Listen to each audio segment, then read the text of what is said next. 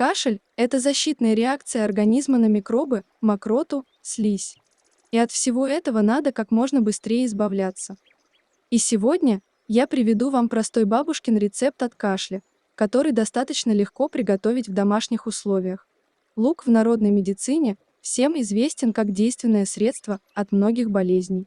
Для приготовления лечебной смеси надо мелко нарезать крупную фиолетовую луковицу, добавить 200 грамм сахара, залить 1 литром воды. Поставить на огонь, довести до кипения и варить 2 часа на медленном огне, пока смесь не приобретет соломенный цвет.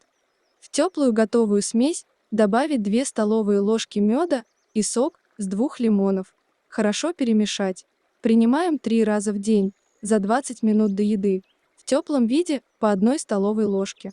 Лечебное средство можно использовать до тех пор, пока вы не почувствуете улучшения. Это удивительное натуральное лекарство можно принимать даже детям, только по 1 чайной ложке. Всем крепкого здоровья!